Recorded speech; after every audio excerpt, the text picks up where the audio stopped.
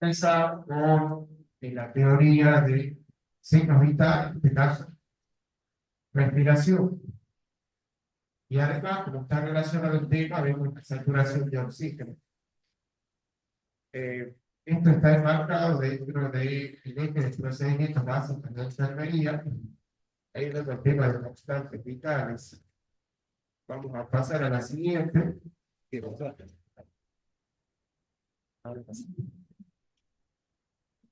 Primeramente, vamos a hacer un breve repaso anátomo fisiológico del aparato respiratorio para facilitar la comprensión de la valoración de la respiración. Acá vemos un esquema de un corte sagital de la cabeza y los órganos cervicales y torácicos que tienen que ver con el aparato respiratorio. Esto lo llamamos vías aéreas y suelen dividirse en dos sectores, dos grupos de vías aéreas, las superiores y las inferiores. Y entonces ahí tenemos en la cara, la nariz, por donde habitualmente tiene que ingresar el aire. Digo habitualmente porque a veces existe también la vía alternativa que es por la boca. Y habrán visto ustedes que en algunos casos los pacientes no pueden respirar por la nariz, entonces también se puede utilizar esa vía alternativa a través de la boca. Pero normalmente la respiración sucede por la nariz. Por ahí ingresa el aire y por ahí también sale el aire. En la inspiración o inhalación y en la expiración o exhalación, por ahí es donde va a entrar y salir el aire. Y esa nariz está preparada para eh, preparar, valga la redundancia, el aire que va a ingresar al interior del organismo. Tengan en cuenta que cuando hablamos de la temperatura corporal, la procesa la conducción en el interior del organismo, o sea, las cavidades, suele producirse la temperatura corporal, que era propia de las cavidades, como la cavidad torácica. Y es una temperatura que tiene cierto valor constante. El aire ambiental tiene otra temperatura, tal vez cercana, ¿no? Tal vez esté muy distante a ese valor. Entonces, ese aire tiene que tratar de asimilarse o acercarse a esa temperatura central para no ser dañina, ¿no? Porque recuerden, el aire es distinto, puede empezar a dañar la estructura del aparato respiratorio, es lo que pasa ahora en las épocas muy frías. Ustedes salen al ambiente y cuando está demasiado frío, un frío seco, fíjense que va lesionando la vía respiratoria. No puede estar mucho tiempo, eh, digamos, trabajando, haciendo actividades al aire libre cuando hay temperaturas muy extremas. Justamente la nariz prepara el aire para que ingrese de la misma manera al interior de los pulmones. Lo calienta y además lo humidifica. Por otro lado, lo filtra también. Nariz. No sucedería si nosotros vamos por la boca.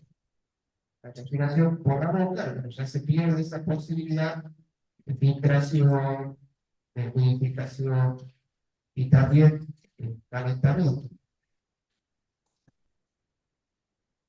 Esto me hace recordar que cuando estamos en el hospital, muchas veces los pacientes tienen dificultad respiratoria, alguna necesidad de oxigenación, y en muchos casos la terapia, la intervención es administrar el oxígeno. Y el oxígeno que se administra a veces es a través de una cánula nasal, que es una tubuladura que se conecta a una provisión de oxígeno, puede ser el oxígeno central, puede ser el oxígeno por tubos. Eso conecta a la nariz. Y con ese oxígeno que está eh, proveyendo al paciente, tiene que entrar preparado. tiene que entrar por lo menos humidificado. Entonces, ustedes están ahí en el panel de gases algún reservorio de agua que va a realizar esa función de humidificación. O lo mismo en ese tubo donde está el oxígeno presurizado. Eso tiene que observar que ese reservorio tenga el contenido de líquido suficiente como para cumplir esa función de humidificación. Lo mismo tienen los otros aparatos más complejos, los famosos respiradores, los ventiladores artificiales, también tienen un dispositivo para humidificar. Bueno, después sigue la faringe, la laringe, que son todas vías de conducción, y particularmente en la laringe sucede la fonación. Luego viene la tráquea se termina dividiendo en dos bronquios dentro del tórax, y estos bronquios se ramifican en cada uno de los pulmones. Y así describimos las vías inferiores. Como funciones relevantes que van a suceder en el aparato respiratorio, además de las que nombré, relacionadas a la cara, está permitir la resonancia del sonido. Todas las cavidades que están en la cara, incluidas los senos paranasales, que se conectan a la nariz, posibilitan la determinación del sonido, ¿no? Generar ese eco para caracterizar el sonido de la voz. Y bueno, la función fundamental por la cual se conoce al aparato respiratorio es la de suministrar oxígeno a la sangre, permitir el intercambio gaseoso. Bueno, acá vemos la imagen de el árbol bronquial, en una representa lo que es la ramificación del árbol bronquial. Está la tráquea en el centro, los bronquios principales, luego vienen los bronquios secundarios, terciarios, que sería la representación del árbol bronquial. Luego siguen los bronquios terminales, bueno, los conductos alveolares, los sacos alveolares, terminamos los alveolos. Y ahí en los alveolos ya estamos en contacto con la irrigación, con los capilares. Y eso es el pulmón. Tenemos dos pulmones, derecho e izquierdo, cada uno con particularidades, las estructuras en forma de cónicas, unas estructuras dinámicas, ¿no? Si uno palpa un pulmón, va a ver que no genera resistencia, es depresible, tiene esa particularidad, es un órgano estructural, rígido, sino que es algo dinámico que se puede deprimir. Yo lo puedo apretar y voy a reducir su tamaño. Tiene esa capacidad de elasticidad, se dice. Ingresa al aire, se llena y se insufla como un globo, hasta su capacidad. Y ahí sucede la oxigenación. Luego, para eliminar el dióxido de carbono, va a suceder un intercambio de gases y ese aire se tiene que eliminar. Respiración. Tiene que reducir un poco su tamaño para posibilitar la salida de aire. Por eso tiene esa flexibilidad, esa elasticidad que se llama. Todo eso se ayuda con eso que aparece arriba, en el margen superior derecho, esa imagen de los pulmones más pequeños, pero que están envueltos por algo. Ese algo se llama pleura. Pleura. La pleura es una membrana serosa. Como membrana serosa permite la protección del aparato de los pulmones y también tiene otra función que es la de posibilitar la expansión pulmonar generando una presión negativa. Pleura tiene una presión negativa. Es una membrana que protege por fuera el pulmón, no tiene un orificio de entrada ni de salida, pero bueno, hay un espacio entre las dos membranas tiene una pleura parietal, la visceral es la que se adhiere al órgano, y en ese espacio que queda entre las dos paredes hay un líquido que lubrica durante ese movimiento, durante el rozamiento natural que se genera entre la inspiración y la expiración. Y bueno, presión negativa para facilitar la distensión pulmonar. Sí. Bueno, ahora vamos a seguir. Hay que explicar. Esta imagen, bueno, como para resumir, dicen que ahí está la imagen dinámica que muestra el ingreso de aire y la salida de aire, como el aire va recorriendo la vía aérea hasta insuflar los pulmones. Bastante representativo. Bueno, ahí muestra el aire visible, ¿no? El aire no se ve. Salvo cuando hay muchas diferencias de temperatura, por ahí uno respira el aire ambiental y se ve un poco la vaporización, ¿no?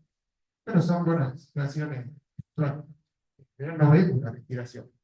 Sí podemos observar el movimiento que producen los pulmones, tórax, ¿no? Eso sí podemos observar. Entonces vamos a focalizar en esto. Nosotros podemos observar la respiración, sí, a través, de manera indirecta, a través del movimiento torácico. A través del movimiento torácico, a través de escuchar, porque el aire que ingresa y sale genera un ruido. La respiración normal es bastante silenciosa, pero si yo coloco el estetoscopio en el tórax, puedo escuchar ese ingreso y salida de aire. Se llama murmullo vesicular. Murmullo vesicular. Sí, murmullo vesicular.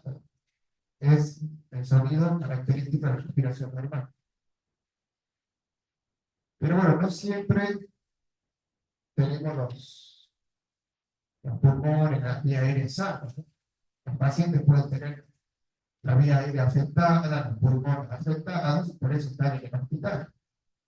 Entonces, es muy probable que nosotros auscultemos otros sonidos, otros ruidos, ruidos anormales, ¿no? Y bueno, el movimiento torácico es posible gracias a la acción de los músculos, ¿no?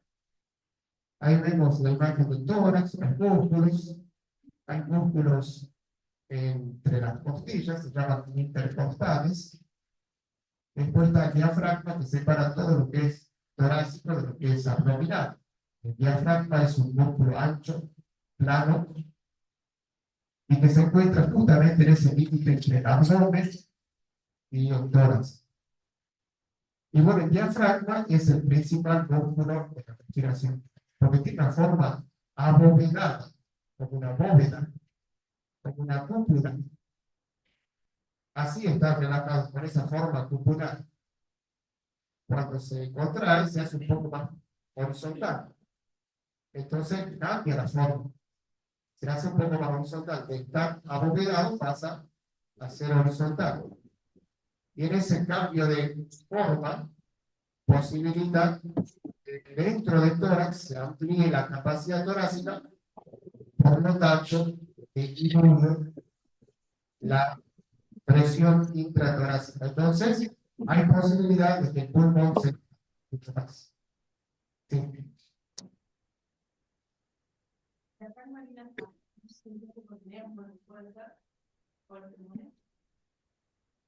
Bueno, podría ser como la acción aspiradora, diríamos, porque su función es la horizontal.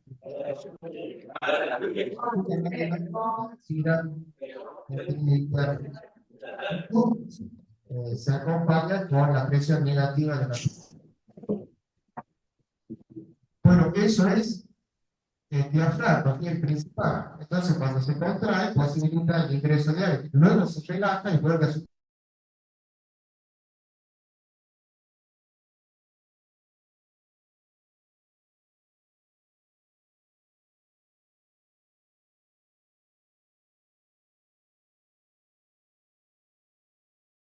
La salida de aire. Los otros músculos que están entre las costillas ayuda, hay unos intercostales internos que ayudan a la inspiración y unos intercostales externos que ayudan a la inspiración, pero fundamentalmente el diafragma. Después hay otros músculos que están entre las primeras costillas del cuello, esos son accesorios, esos actúan cuando hay esfuerzo respiratorio, solamente en esos casos.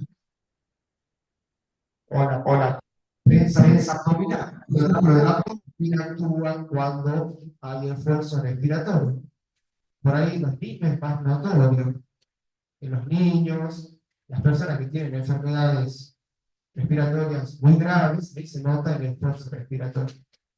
Los que tienen afectado el tórax, puede ser que encontremos un paciente que tenga una lesión en uno de los pulmones. Entonces vamos a notar el esfuerzo respiratorio. Bueno, eso era para mostrarles un poco la anatomía del aparato respiratorio. Y bueno, la respiración es un acto voluntario que está controlado por el sistema nervioso. Cuando vimos la temperatura, dijimos que había un centro termorregulador, pero acá también hay un centro respiratorio que va a regular el funcionamiento de la respiración. Verán en esta imagen central un corte sagital de la ampliación de la parte de la base y el tallo cerebral. Ahí en el tronco del encéfalo se encuentran unas regiones que se llaman bulbo raquídeo, la protuberancia anular y el mesencéfalo, que son las estructuras que continúan a la médula, bulbo raquídeo, protuberancia y mesencéfalo. Ahí en la protuberancia y en el bulbo raquídeo, fíjense los puntos azules y violetas, corresponden a centros que tienen función con la respiración. Centros respiratorios. Dicen ahí control de la respiración, bueno, centro respiratorio. Estos centros lo que hacen es actuar sobre la función del pulmón. ¿Cómo lo hacen? Bueno, la parte del bulbo raquídeo actúa más con la estimulación de la musculatura respiratoria para facilitar la expansión pulmonar. Y en el caso de la protuberancia, actúa desde el punto de vista químico. El ingreso de oxígeno, bueno, es importante para que la célula pueda cumplir con el metabolismo. Sin el oxígeno no puede cumplir con su metabolismo y bueno, ponemos riesgo para la vida. Luego de ese metabolismo se produce el desecho que en este caso es el dióxido de carbono.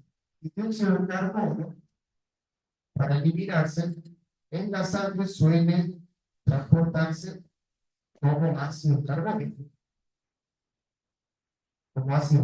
combinado con los hidrógenos. Así se transporta en la sangre, en su mayor parte. Como el 70% del dióxido de carbono se transporta así. Y en el pulmón, pero ahí el intercambio de gases suele eliminarse. Por eso acá dice quimioreceptores, donde está el corazón, quimioreceptores del seno carotídeo, del callado aórtico, que son, bueno, estructuras de las carótidas, de la aorta, en donde estos receptores, se lo dicen quimio porque detectan los cambios químicos de la sangre, es decir, identifican el aumento de los hidrógenos o del dióxido de carbono. Cuando aumenta la concentración de hidrógeno, de dióxido de carbono, estos quimioreceptores detectan eso e informan al centro respiratorio para que aumente la frecuencia respiratoria. O sea, respiramos más rápido, con mayor frecuencia, para eliminar esa acumulación de dióxido de carbono que en la sangre está representada como aumento del ácido carbónico. El ácido carbónico es un ácido débil, suele separarse con facilidad en hidrógenos y en la bicarbonato. Actúan de esa manera, identificando los cambios del pH, se dice, de la sangre. Sí.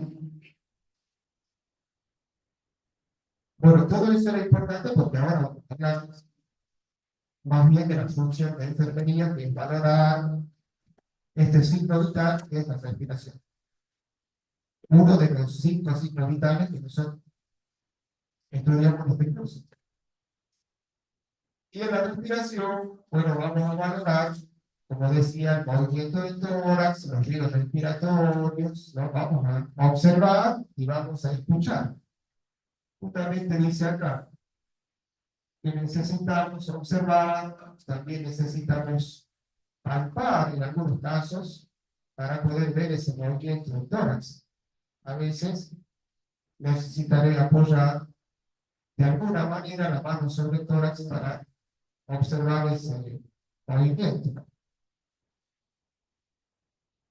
También es muy recomendable no indicarle al paciente que le voy a iniciar el control de la respiración, voy a valorar la respiración, porque puede ser que lo haga de manera consciente o de manera inconsciente, empiece a controlar su respiración.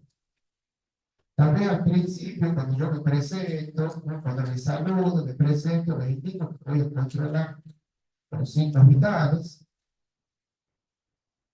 y en algún momento le empiezo a controlar la respiración sin indicarle lo que estoy haciendo, porque es muy probable que lo haga de manera consciente o inconsciente ese control de su respiración.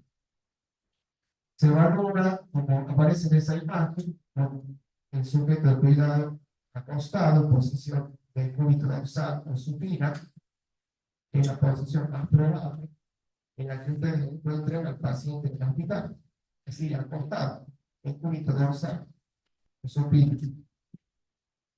Y entonces nosotros recomendamos este movimiento, apoyar el brazo del paciente sobre su tórax, ¿no? Si es una paciente femenina, hay que tener cuidado de no apoyar sobre, bueno, la parte de la glándula, ¿no? Apoyarle un poco más abajo, un poco más arriba. Apoyamos el brazo del paciente sobre el tórax de ese paciente y ahí empezamos con el control del pulso. Le indicamos que vamos a controlar el pulso. Le decimos, señor, señora, voy a controlar mi pulso. El pulso, lo vamos a ver enseguida, se controla con un reloj con segundero de 60 segundos, un minuto. Bueno, a continuación del pulso, sigo con la valoración de la respiración, sin indicarle al paciente lo que estoy haciendo.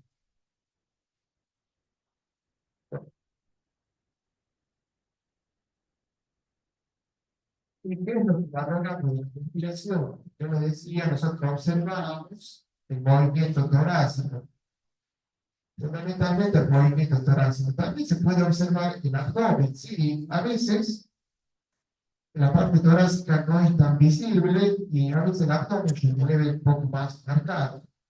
Las respiraciones abdominales, ¿no? Cuando se observa mejor el movimiento de la acción del diafragma. Pero en general lo hacemos en el tórax. Entonces observamos los movimientos en la respiración cuando ingresa el aire o cuando sale. O sea, no contamos los dos eventos electivos. O el ingreso de aire, es decir, que se expande el pulmón, o bien tomamos en cuenta cuando el aire sale, cuando se deprime el pulmón. O sea, contamos una acción siempre en un minuto o la otra siempre en un minuto, ¿no? Para no confundirnos. Y la totalidad de respiración en un adulto tendría que estar entre 12 a 20 respiraciones por minuto en un adulto que esté en reposo y que esté despierto. Si ustedes controlan a uno que esté profundamente dormido, y van a ver que seguramente tiene menos de 12.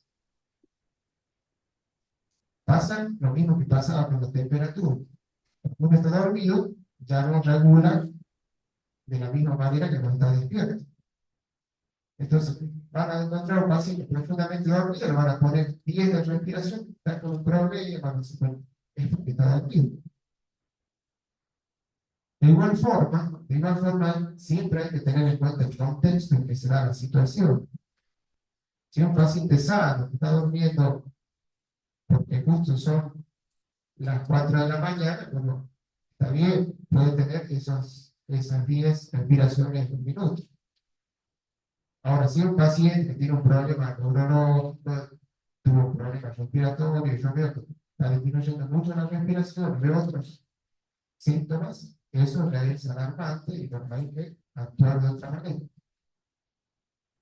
Entonces, normalmente en el adulto 12 a 20 respiraciones por encima de 20, ¿puede ser que tenga más de 20? Sí, sí puede ser que tenga más de 20. Ahí cuando tiene más de 20, se habla de taquipnea. Taquipnea. O sea que tiene más de 20, tiene 21 o más respiraciones por minuto. Taquipnea. 21 respiraciones o más. Después, cuando tiene menos de 12, perdón, menos de 12, pero que esté despierto, ahí podemos decir bradipnea. Bradipnea. Ahí te va a aparecer enseguida las palabras. Bradipnea, menos de 20, de 12, menos de 12 respiraciones por minuto. Sí. Bueno, la profundidad de los movimientos, dice acá también, hay que observar cómo es la profundidad. Esto es a consideración del enfermero, de cada uno. Tenemos que dedicarnos a observar cómo el movimiento torácico un poco para tener referencia de la profundidad, de tener esa referencia de lo que para mí es normal, de lo que es superficial y de lo que es profundo.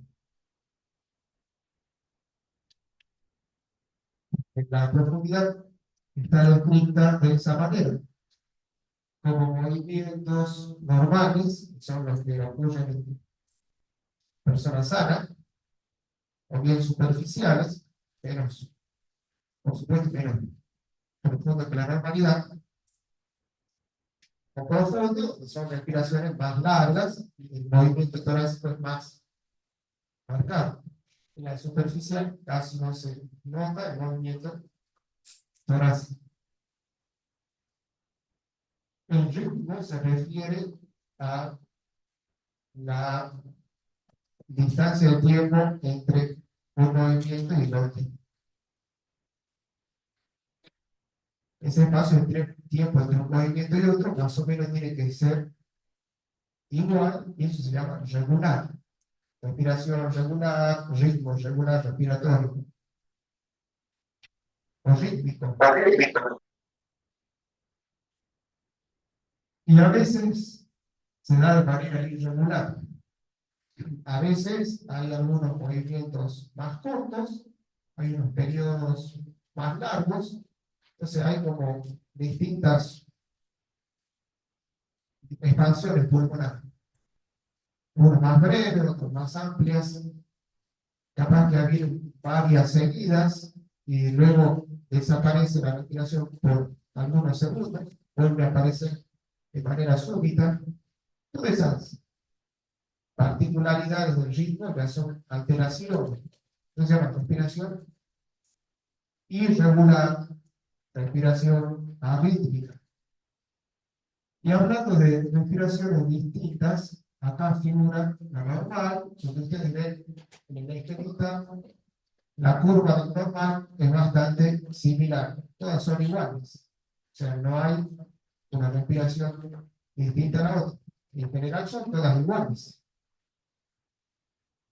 Fíjense que hay una que se llama chain stop. En esa empiezan con respiraciones superficiales, poco profundas, y luego van incrementando la frecuencia respiratoria y se hacen rápidamente hasta llegar a mostrar un amplio movimiento torácico y luego vuelven a deprimir, como si se cansara, y luego vuelve a deprimir y empieza a hacer otras respiraciones superficiales. Y eso lo que hace un periodo de apnea. Apnea significa que deja de respirar. Quiere respirar así. Vuelve a mantener esa respiración más menos superficial y luego como que se queda sin respirar. Apnea. Vuelve otra vez a repetir lo mismo. Es una chain de stop. Realmente son pacientes que tienen alteraciones neurológicas. El de Biot también alteraciones neurológicas. El de chain stop también se da cuando hay acidosis. De Biot neurológicas como tal, ahí son superficiales, entrecortadas con periodos de apnea.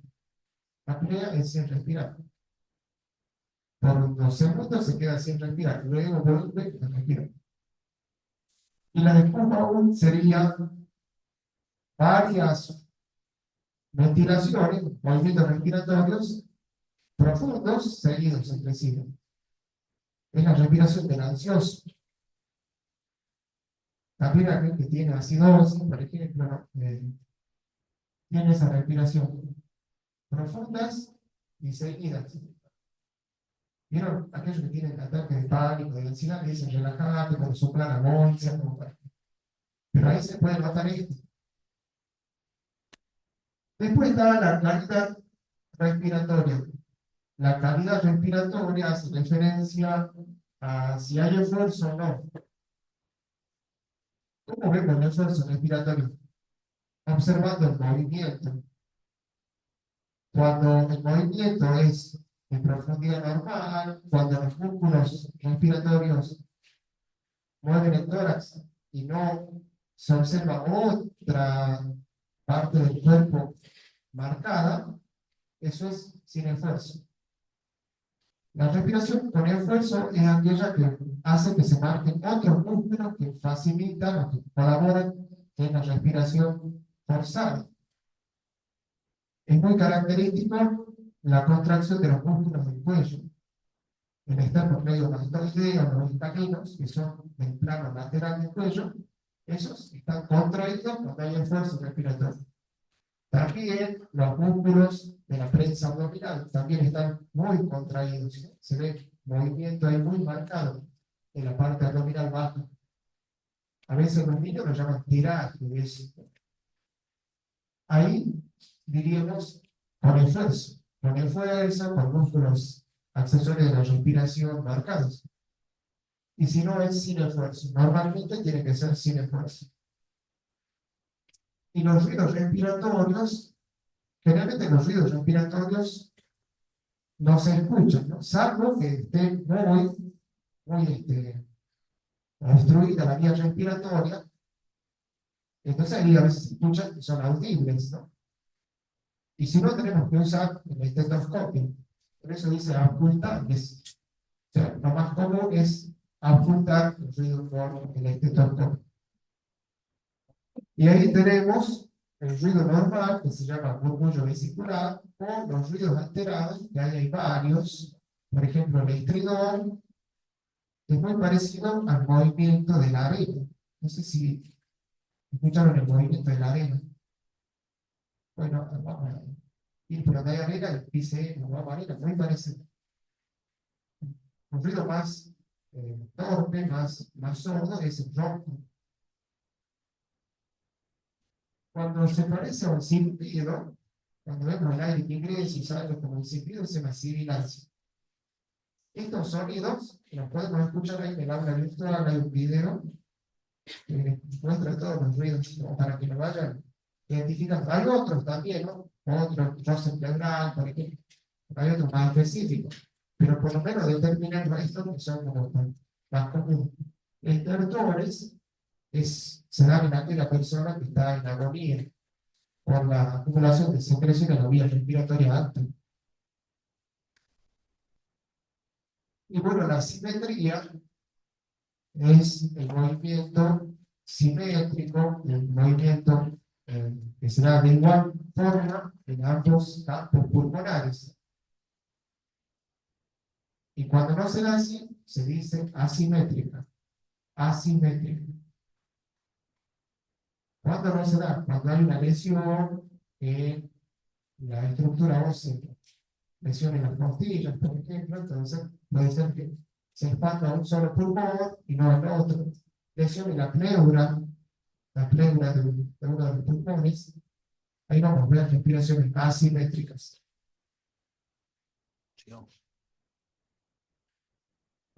Sí. ¿Qué ruido había dicho que tenía ¿cómo más o menos sonaba el estertor? El estertor, que son los ruidos del paciente en la agonía, y son ruidos sordos, como burbujas, ¿no? Como burbujeo, así. Así es el estertor. Y es del paciente en la agonía, ya está próximo a, bueno, se sigue con la apnea, digamos, toda una clínica característica. Bueno, entonces, para repasar, en la valoración necesito de la observación, visualizar, inspeccionar. Por eso muchas veces, cuando estamos en época de frío, vamos a la mañana a hacer el control de los signos vitales. Muchas veces le tenemos que pedir al paciente autorización para desabrigar un poco la parte del tórax para poder visualizar, ¿no? Entonces le decimos, le vamos a controlar los signos vitales, necesitamos despejar en la zona del tórax, del pecho, entonces retiramos la sábana, bueno, la frazada para poder visualizar. Y si tiene demasiado abrigo, le podemos pedir que se saque la campera. Y ahí vemos cómo es el movimiento torácico, vemos si hay simetría, vemos si hay esfuerzo, podemos ocultar. Por eso acá está el estetoscopio. Y la parte de la frecuencia lo hacemos con un reloj que no es con segundero, como el que aparece en la imagen. Y muchas veces se usa también la saturación de oxígeno, que es lo que vamos a ver enseguida. ¿Sí? Bueno, en ese procedimiento de valoración de la respiración, ustedes disponen de un video del procedimiento en el aula virtual, pero bueno, hay partes o puntos o consideraciones críticas que no deben dejar de tener en cuenta para valorar un éxito. Ahí verán que dice usar un reloj con segundero. Estos relojes cada vez hay menos. Pero bueno, tiene que tener los segunderos para que yo pueda observar bien la respiración en 60 segundos. Ahora, bueno, hay relojes Hola, Cintia. que tienen los segundos, pues, si les permite observar con esos segundos, podrían utilizar como alternativa. El paciente siempre tiene que estar relajado, hizo un ¿Qué ambiente dices? Ah, supino. porque vos te das cuenta, Jesús dice una cosa y la Cintia después dice otra. Ser alternativas que en el caso de los consultorios, ahí bueno, van a encontrar los pacientes sentados, ¿no? En posición sedente. Pero bueno, en los servicios, el paciente está en su unidad, o sea, está acostado. Siempre tratamos de colocar las manos sobre el tórax, pero yo les decía que la recomendación nuestra de este cursado es indicarle, explicarle que vamos a controlar el pulso, entonces le pedimos que coloque su mano sobre el tórax y ahí buscamos en la muñeca del paciente la arteria radial para controlar el pulso, controlamos el pulso en el tiempo de 60 segundos también y a continuación controlamos o valoramos la frecuencia respiratoria. Sin decirle al paciente que vamos a iniciar con el control de la respiración. Si yo le digo que voy a controlar la respiración y seguramente él quiere que yo vea, entonces va a tirar con fuerza, o sea, va a controlar, para que yo pueda verlo. Y esa no es la idea. La idea es que yo controle cómo es su respiración en estado de reposo sin que él intervenga en el control de esa función. Y siempre hacerlo en 60 segundos. A veces van a escuchar recomendaciones que dicen hacerlo en 30, multiplicar por 2. no estamos recomendando eso. Y tengan en cuenta también todas las características, o sea, no solo la frecuencia, por ahí en la emergencia, capaz que valora mucho la frecuencia, ¿no? O sea, el valor en 60 segundos. Pero en el servicio uno tiene tiempo necesario para valorar también si hay esfuerzo o no, si hay ruidos normales o anormales, si es una respiración regular, si es una respiración irregular, si hay simetría en el tórax, es decir, ver la profundidad, cómo es, o sea, ver todas las características. O sea que eso le va a llevar tal vez unos 70, 80 segundos.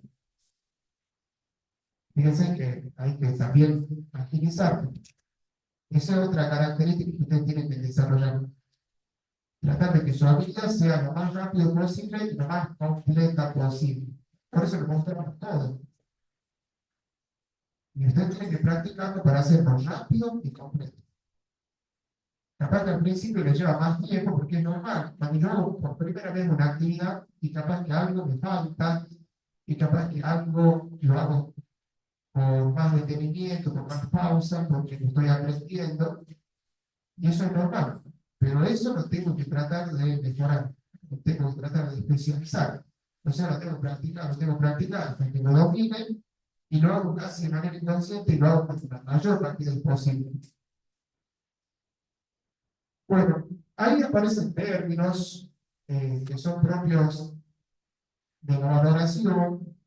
Yo les había nombrado apnea. Apnea es un término compuesto. A es sin apnea en inspiración. Define la apnea durante las respiraciones irregulares. En algunas personas se da la apnea del sueño. No sé si observaron alguna vez alguno que está durmiendo y parece que deja de respirar en otro momento y uno se preocupa, vuelve a respirar de nuevo. Hay un periodo corto en donde toda esa frecuencia que venía más o menos fluyendo desaparece y luego nos hace asustar. Apnea del sueño es un corto periodo que deja de respirar.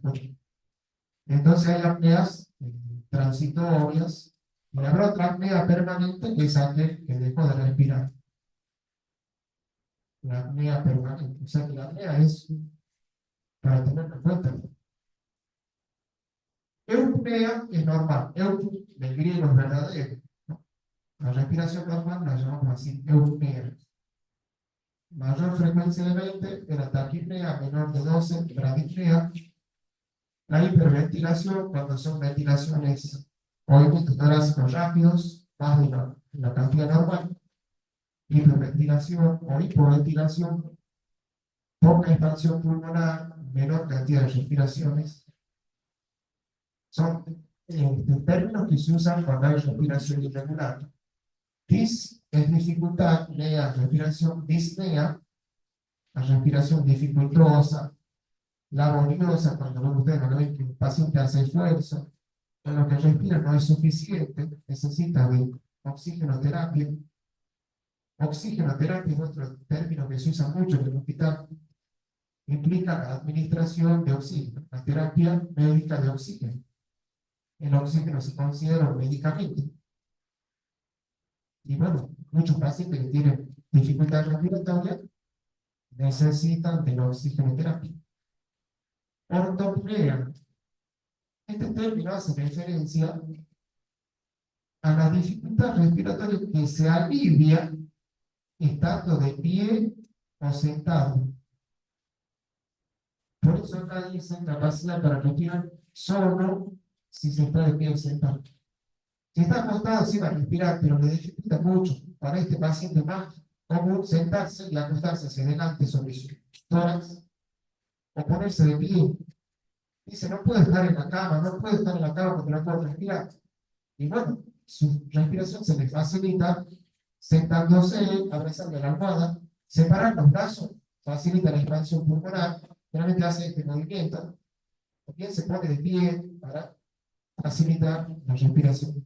Se llama respiración ortopneica o la famosa ortopnea. Quiere decir que En la posición de acostado le dificulta mucho la respiración. Entonces él solo se siente, solo busca sentarse. Y ese acto de observar la autopnea también nos lleva a nosotros a, cuando hacemos intervención de un paciente que ya tiene problemas respiratorios, que tiene oxigenoterapia, de elevar la cabecera, eso de la cama, elevar la cabecera de la cama, eso le va a facilitar siempre la respiración.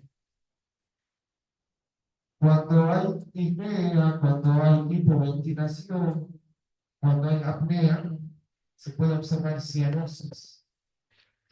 Cianosis es coloración particular de la piel, de las mucosas, de la conjuntiva, del ojo, de los dedos, lechos luteales, se observan más oscuros, azulados, se dice, porque no está llegando bien el oxígeno a los tejidos.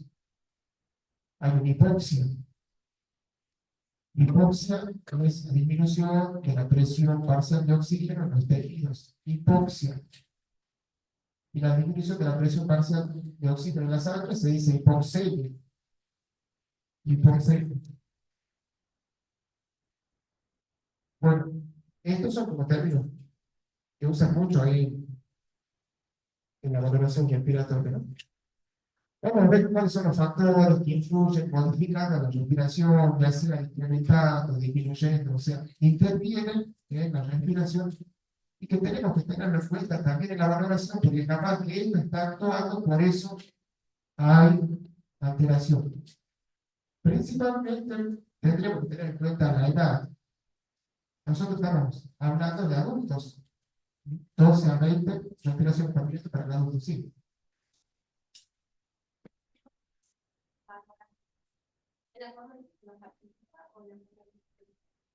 En la forma, hay que registrar que tiene ortopnea. Entonces todos entienden que él no puede respirar bien si está acostado en el punto superior. Necesita estar sentado para respirar o bien de pie. Lo más común es que esté sentado. Entonces ya no lo van a poner de punto de usar supino, porque no va a respirar bien. Le pone oxígeno y no es suficiente. No puede, tiene esa dificultad. Exacto. Cuando vamos a registrar paciente con ortopnea, ¿no? Sí, eso vamos a registrar así. Bueno, lo principal que hay que tener en cuenta en estos factores es la edad. Nosotros vamos a tratar adultos, por eso hablamos de la frecuencia para adultos. Pero cuando hagan otras asignaturas, lo vean en niños, por ejemplo, para ver que son más, las frecuencias respiratorias son más los valores. Dependerá si es lactante, si es un niño de 2 a 5 años, si es un niño de 5, todo eso va a cambiar. No es lo mismo el niño que el adulto. No es, nosotros estamos viendo adultos.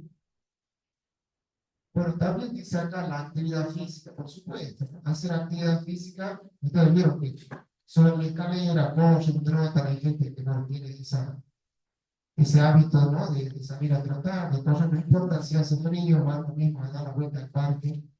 Son deportistas en la bici, caminando con los patines, o al gimnasio. Y ustedes vieron que cuando uno incrementa la actividad, pues, siente la necesidad de respirar, entonces aumenta la respiración. Toda la actividad naturalmente hace el incremento de la respiración. Eso tiene su connotación con el estrés, porque durante la actividad se estimula el simpático, el sistema nervioso simpático, se libera adrenalina y todo eso hace que incrementemos la actividad cardíaca y respiratoria. Por el estrés lo mismo. El estrés lo mismo, estar todo el tiempo preocupado, todo el tiempo peleando, todo el tiempo ansioso, ese que no duerme bien, eh, aquel que tiene conflictos familiares, conflictos con los vecinos, el trabajo, seguramente todos esos problemas llevan a un estado de estrés. Y el estrés estimula la secreción de adrenalina también, la liberación del cortisol. Todo eso hace que también esté aumentada un poco más la respiración. Capaz que no tiene 25, 30 como cuando hace ejercicio, pero debe tener 22, ¿no? o si está con ansiedad, por supuesto la tiene más, ¿no? En la crisis. En la temperatura ambiental también hace que aumente la respiración. Ahora, en época fría, a veces se puede notar lo contrario. La disminución de oxígeno por estar en ambientes cerrados, donde hay poca ventilación, a veces se va acumulando el dióxido de carbono y en algún momento vamos a aumentar la frecuencia respiratoria.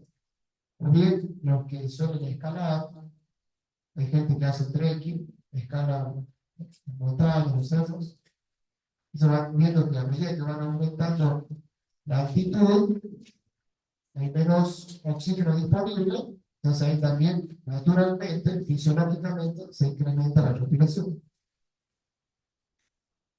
Sí, hay más. Sí. Acá dice, por ejemplo,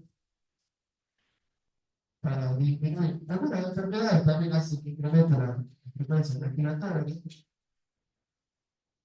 Reducen la respiración, la temperatura ambiental, épocas frías, suelen reducir la temperatura, las frecuencias respiratorias.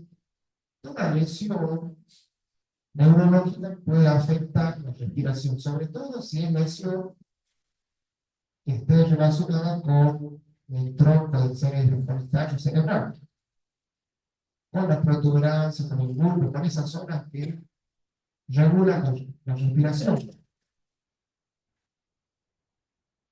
Toda lesión neurológica puede afectar la respiración. Aquel que tenga un traumatismo encefalocraniano puede tener afectada la respiración. Los fármacos, hay fármacos que actúan a nivel de los pulmones, algunos facilitan la respiración, como pueden ser los broncodilatadores. Hay unos que estimulan la actividad del simpático, los famosos simpáticos miméticos, también pueden incrementar la frecuencia. Pero después hay otros fármacos, tal vez menos conocidos como los anestésicos, ¿no? Los anestésicos suelen deprimir el sistema nervioso, bueno, también deprimen la frecuencia respiratoria. Pero bueno, pues, no yendo tan lejos, hay otros más de venta libre que tienen acción con la frecuencia respiratoria. Los barbitúricos, algunos, por ejemplo, clonazepam, ¿no? Por a veces se utilizan mucho ahí en las fiestas y salen ahí en noticias, usaron tal medicamento. Muchas veces alteran la frecuencia respiratoria también. Bueno, las drogas, sí, las drogas, muy bien, la profesora me está dictando. Muy bien, las drogas alteran la frecuencia. A veces al principio hay incremento, excitación, incremento de respiración, pero después deprime la actividad y puede llevar a la abolición de la función. Enfermedades que pueden afectar la parte torácica, yo les comentaba, pueden encontrar un paciente con traumatismo de tórax, y puede tener lesionada la pleura, entonces también no va a respirar muy bien. Si se lesiona la pleura, una urgencia. Cuando se lesiona la pleura en accidente de tránsito, heridas de arma blanca, arma de fuego. Está muy bien, las enfermedades crónicas respiratorias. EPOC, ¿conocen la EPOC? Enfermedad pulmonar obstructiva crónica. Fumar también. El acto de fumar a la larga afecta al pulmón. Capaz que al principio no hace nada, yo fumo un paquete por día. Pero bueno, mirate desde acá, 10 años, y comparemos. ¿Ah? Hay varios que fuman también. Sí. Bueno, preguntas del tema del respiratorio. Sí.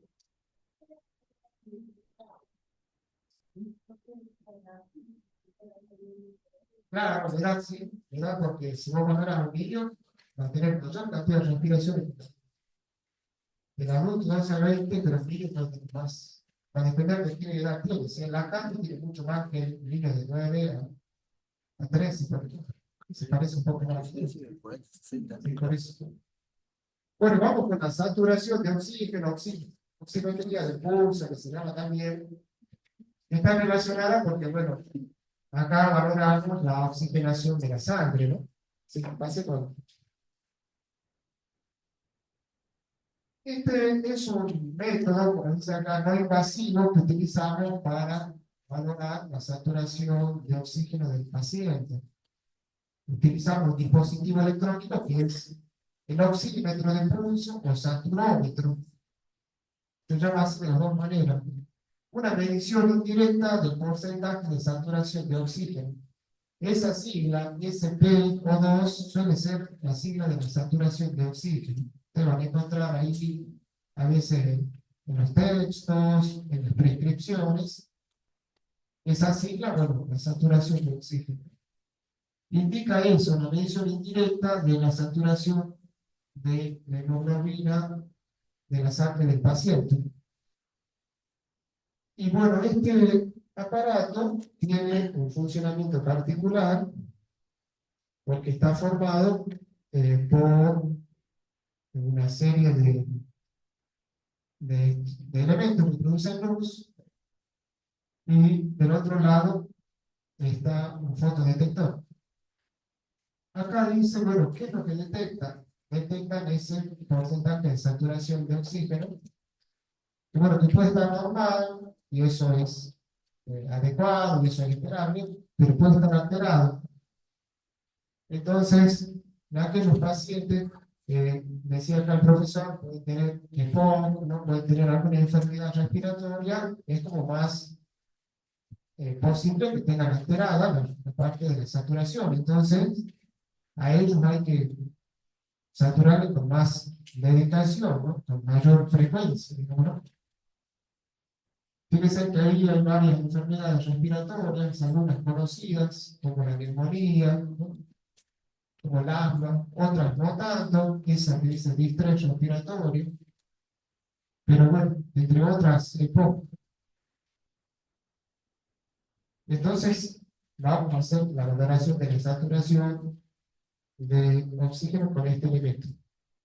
A todos los pacientes, a todos, a todos. O sea que este elemento, este dispositivo, tiene que ser como parte de nuestro equipo de bolsillo.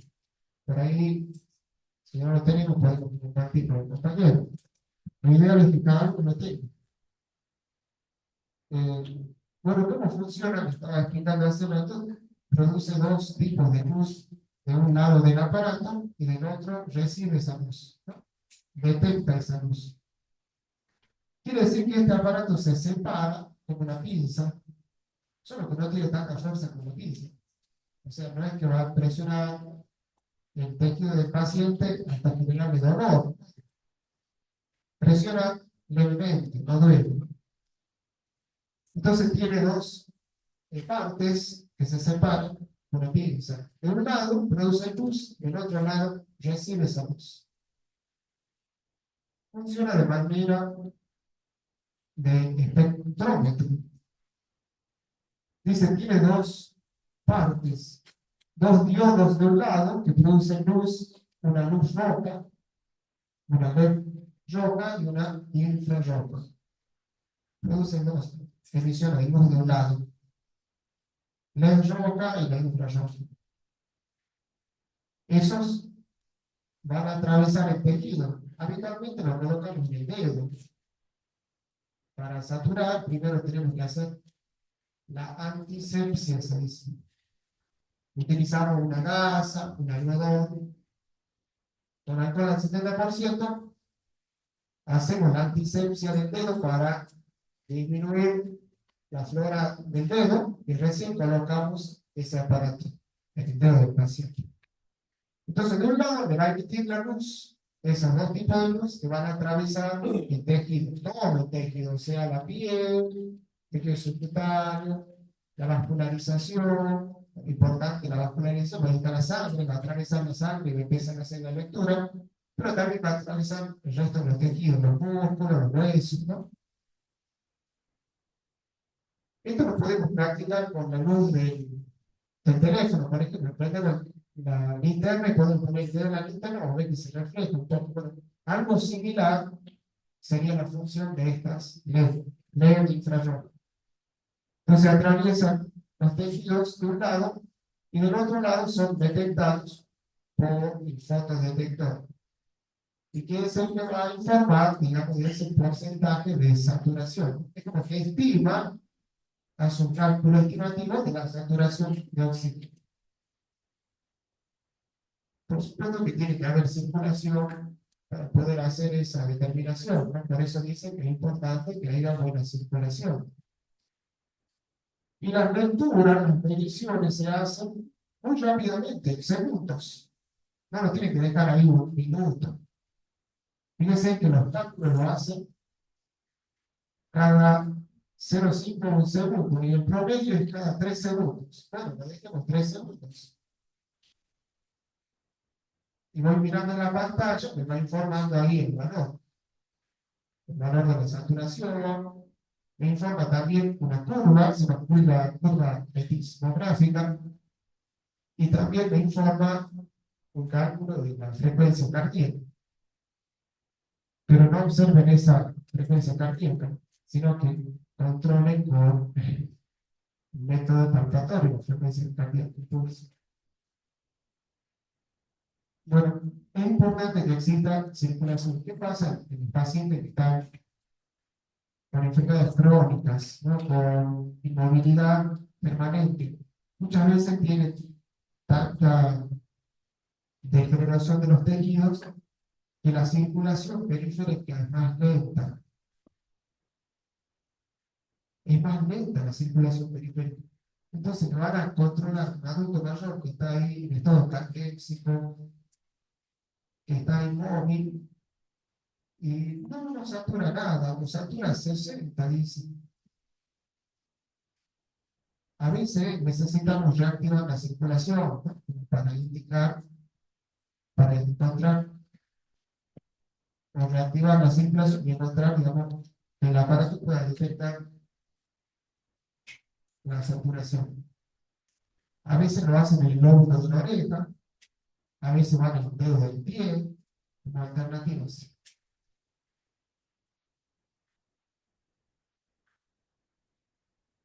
Bueno, también hay factores que influyen acá.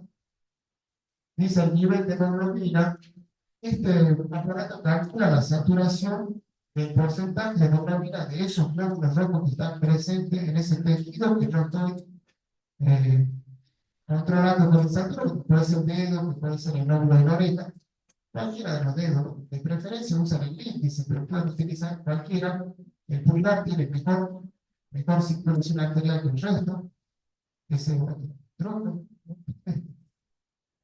Bueno, indica eso, digamos, cómo se satura la hemoglobina. Esto no nos indica si hay anemia o no. Puede ser que exista anemia en el paciente, pero esté saturando bien, o sea, esté combinando muy bien la hemoglobina con el oxígeno, pero no es un indicativo de anemia.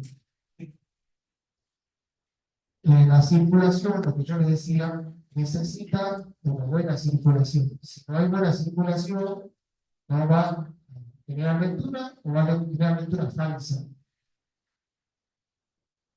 Después dice la actividad. A veces los pacientes adultos mayores están con Parkinson. Más difícil controlar los movimientos. A veces están desorientados. ¿Qué significa desorientado? Que no comprende lo que yo estoy diciendo. Le explico el procedimiento, no me entiende nada, no le entiendo lo que me dicen. Trato de controlarme, hace resistencia, se mueve, se pone agresivo, y se no puede controlar. Y los que tienen intoxicación con monóxido también pueden dar lectura falsa.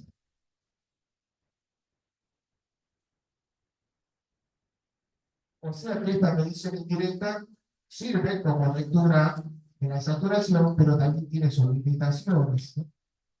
Como limitaciones dice, no mide la presión parcial arterial de oxígeno. La presión parcial de oxígeno solamente se puede detectar a través del laboratorio y lo hacemos con la sangre arterial. Lo hacen los técnicos, técnicos de laboratorio. Tampoco mide la presión parcial de dióxido de carbono, pH, y bueno, no reemplaza la gasometría arterial, que es lo que yo le digo, que permite medir las presiones parciales, ¿no?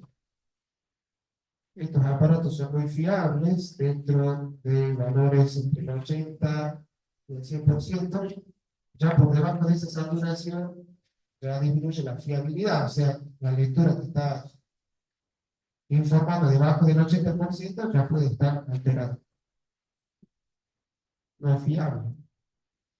Bueno, sí, pasemos. Se han descrito cuáles son las referencias de saturación con las presiones parciales. ¿Qué significan las presiones parciales de oxígeno? Bueno, resulta que en el aire, encima de este aire ambiental que nos rodea, acá en el aire ambiental hay distintos gases, ¿no? No los vemos, pero el nitrógeno está en mayor cantidad. El nitrógeno en mayor cantidad de los gases. El oxígeno, de todo el porcentaje, es como el 21%. Ese porcentaje se puede medir desde el punto de vista de las presiones. Dentro del alveolo, ese porcentaje del 21% dentro del alveolo, en el aire inspirado, es más o menos como 105 milímetros de mercurio de presión dentro del alveolo. Miren acá, dice en este cuadro que está en la relación de la saturación y la presión parcial de oxígeno. Fíjense ahí, 90, dice 59 o 60%, 60 milímetros de mercurio de presión, 95, 80, bueno, el 100 está informando ahí el valor que ya lo voy a revisar bien. ¿Qué quiere decir eso? Que hasta 90, fíjense que hay como valores de presión parcial que se pueden considerar, digamos, cercanos a lo esperable. Mientras más lejana sea la circulación y más pequeña el capilar, menor va a ser la presión parcial de oxígeno. Pero bueno, fíjense, 90 está como cerca del 60, por 60 milímetros de mercurio de presión parcial. Nosotros reconocemos como normal la saturación entre 95 para arriba, 95 al 100%, digo. Por debajo de 95 a 90 es un espacio que hay que hacer el seguimiento. No es una zona de preocupación. Si yo le saturo 92 y es una persona joven, no tiene ninguna otra patología, pues hay que hacer el seguimiento para ver qué le está pasando. Si yo le saturo 92, aquel que tiene una enfermedad respiratoria crónica, y satura 92 por el aire ambiental, es decir, sin ayuda de oxígeno, capaz que le hago el seguimiento y me doy cuenta que siempre maneja esos valores, porque ya tiene una alteración en la vía respiratoria, en el parénquima pulmonar, dentro de los pulmones hay una alteración crónica, fibrosis, atelectasia, que han disminuido las zonas de intercambio y entonces la saturación de ellos a veces suele ser más baja. O a veces con oxígeno suplementario llegan a subir hasta 93, más difícil que lleguen a 95. Todo eso hay que tener en cuenta. Pero siempre debajo de 95 hay que preocuparse. Debajo de 90, dice 80, miren ahí, 48, casi 50 milímetros de mercurio. Por debajo de 90, la preocupación tiene que transformarse en una acción. ¿Cuál sería la acción si yo saturo un paciente con 88? de saturación, 88% de saturación, 88%. ¿Qué harían ustedes? El seguimiento, ¿cómo sería el seguimiento? 88 sería. Bueno, luego el seguimiento a los 15 minutos tiene 80. Se demoran mucho y la verdad. Oxígeno terapia, que es oxigenación. O sea, debajo de 90 no tienen que conectarme al oxígeno. Seguro que tiene ahí los dispositivos ya preparados, seguro. Y si no los tienen, informamos, porque nosotros no haremos oxigenoterapia como tal, pero ahí con nosotros enfermeros, seguramente corremos, preparamos y conectamos.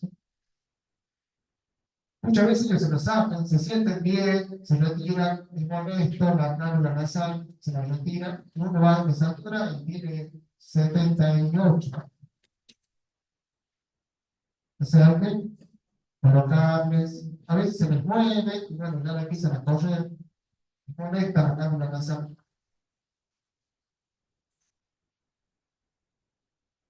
Bueno, sí, bueno, tengan en cuenta eso. Debajo de 90 una urgencia sería entre 90 y 95 también no se relajen demasiado, tengan el seguimiento ahí presente. Bueno, Profe, sí, una consulta. En caso de urgencia, por ejemplo, que baje la saturación a menos de 90, ¿necesitamos indicación médica o qué podemos hacer? no, no tienen oxígeno. Claro, antes de que el paciente siga, sí.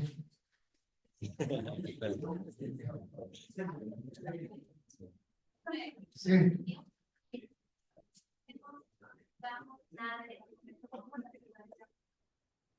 si no tiene oxígeno, si no tiene oxígeno, se le está bajando la saturación y hay que llamar a una urgencia. Y supongamos que estamos en un monte, y bueno, habrá que ayudarle con los movimientos, con la exposición, llevarle a la zona más ventilada, tratar de estar mejorando, que esté muy cerrado, tal vez tiene intoxicación, pero está bajando la saturación en la urgencia y hay que activar el sistema de emergencia, ¿cierto? No lo vamos a salvar si va disminuyendo, siempre tiene que tener la intervención de emergencia. Bueno, acá están los valores normales, un poco lo que yo les comentaba. Ahí está. Claro, si baja demasiado la saturación, usted va a tener los síntomas de hipoxia. Los síntomas de hipoxia lo cuales son. Al principio, tal vez sea un mareo, tal vez sea la desorientación, una sensación de falta de oxígeno, empezar a intranquilizar al paciente, a desesperarlo, ¿no? A empezar a buscar más oxígeno, ¿no? A pedir ayuda. El jadeo, característico de la necesidad de oxígeno, o sea, abrir la boca para facilitar aleteo nasal, para facilitar el ingreso y uso de los músculos accesorios. Y bueno, y si sigue progresando, tiene la confusión, la somnolencia, el estado de coma, y por eso es como una emergencia.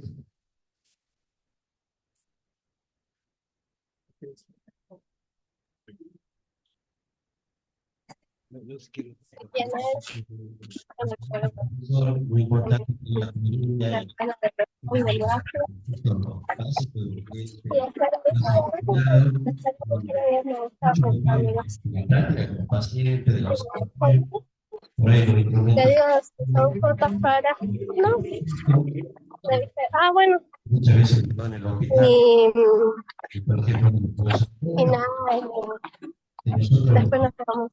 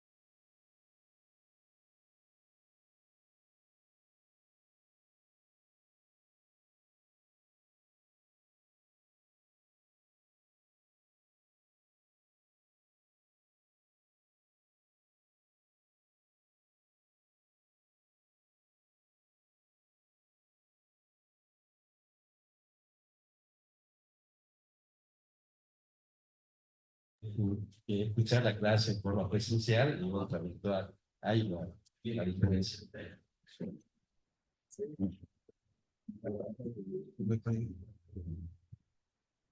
Quería algo para reforzar lo que está diciendo el profesor.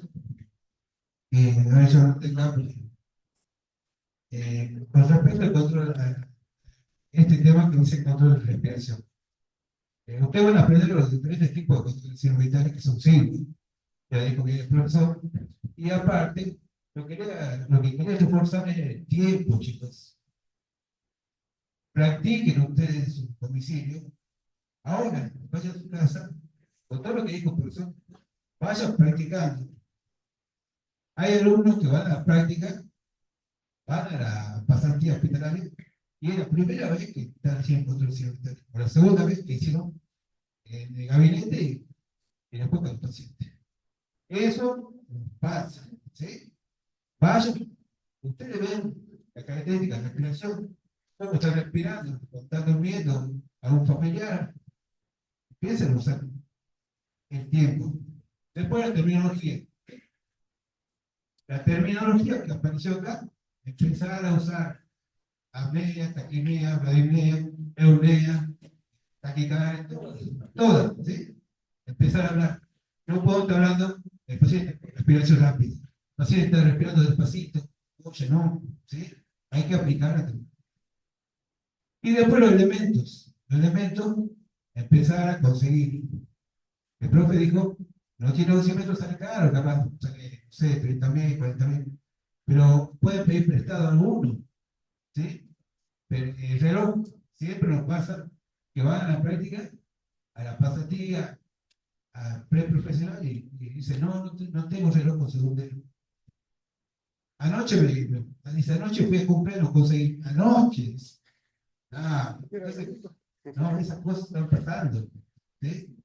Y yo me acuerdo ahora, por eso le estoy refrescando la memoria, a ustedes que no les pasa, ustedes son autos, por favor, chicos, ¿sí? Entonces, como te decía, siempre aplicar lo que estamos aprendiendo acá. Es más fácil aplicarlo a los compañeros, a los pacientes, a ver, en este caso, compañeros familiares que ustedes tengan. Cosas que van al hospital y es menos difícil la pasantía. Menos traumático para ustedes, menos miedo, ¿sí? Es más llevadero. Bueno, perfecto.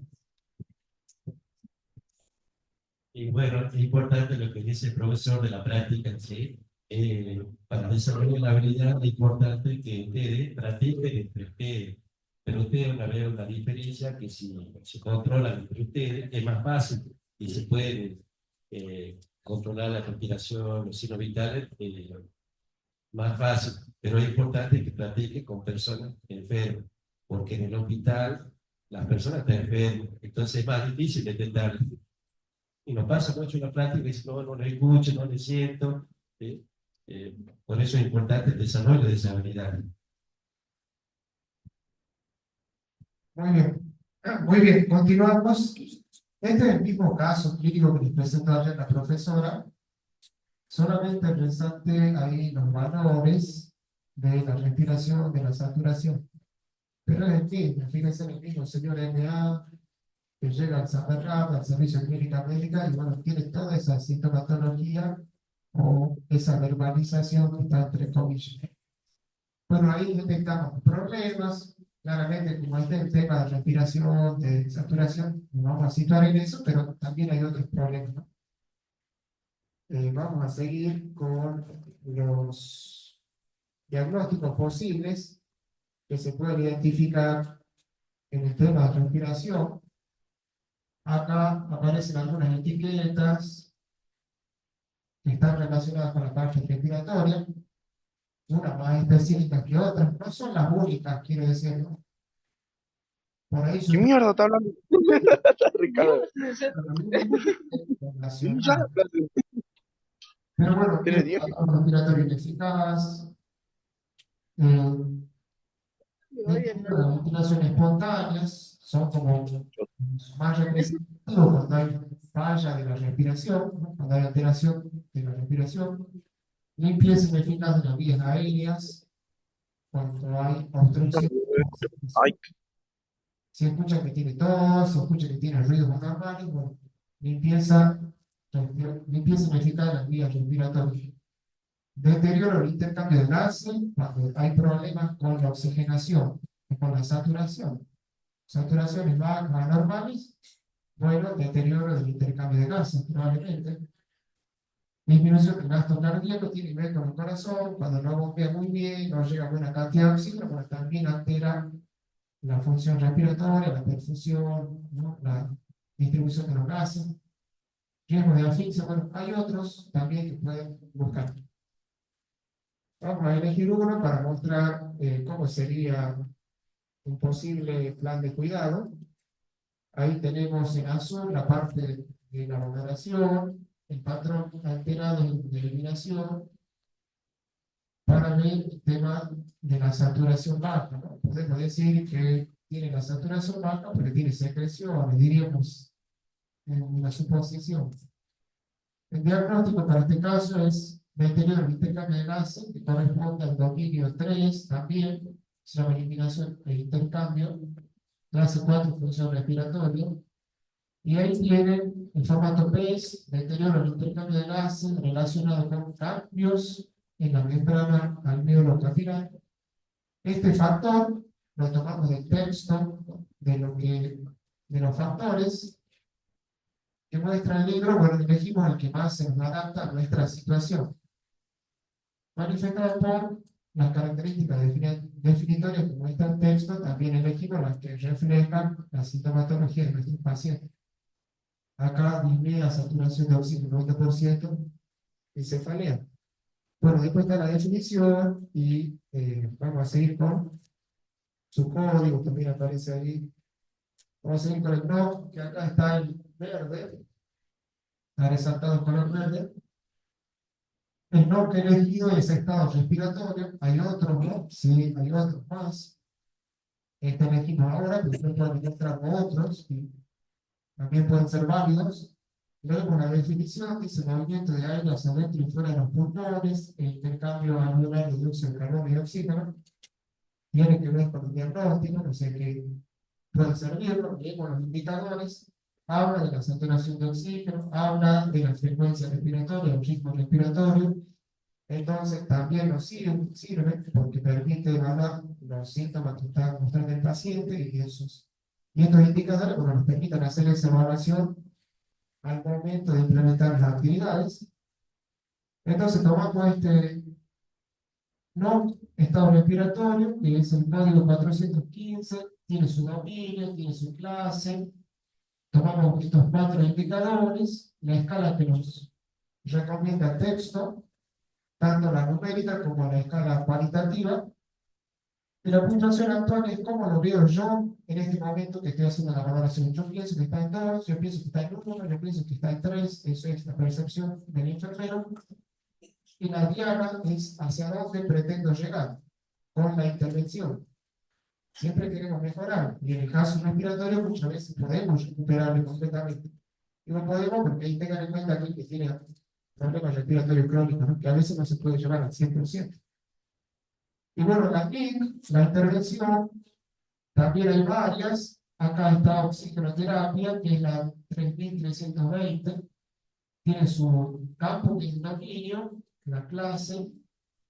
Arriba está la definición, cortada, pero hace referencia a la administración de oxígeno suplementario.